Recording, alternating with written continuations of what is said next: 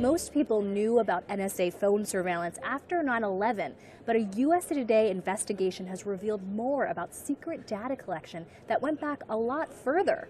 I'm here with USA Today investigative reporter Brad Heath. Brad, how far does this go back?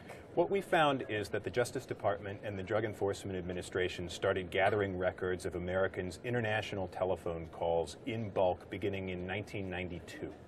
Wow.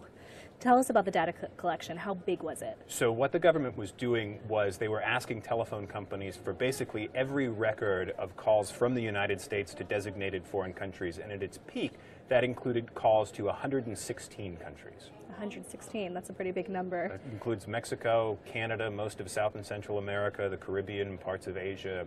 The State Department recognizes a total of 195, so it's a large part of the world.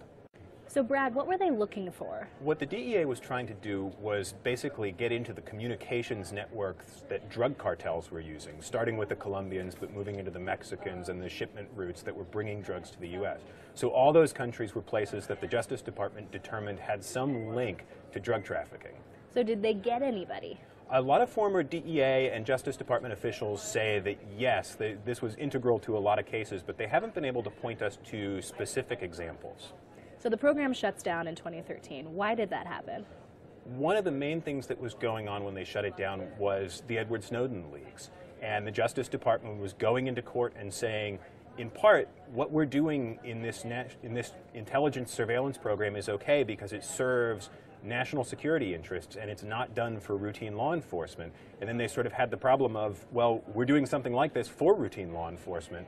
And at the end of the day, they had to make a choice between the two programs. Brad, tell us about the significance of what you found. So this is the earliest example we've seen of the U.S. government collecting data on Americans in bulk without suspicion that you were linked to a particular crime. And it provided a sort of legal blueprint for the much broader telephone surveillance program the NSA launched after September 11th.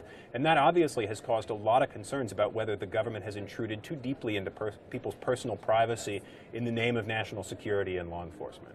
Brad, thanks so much for your insight here. Learn more about this in-depth investigation on usatoday.com.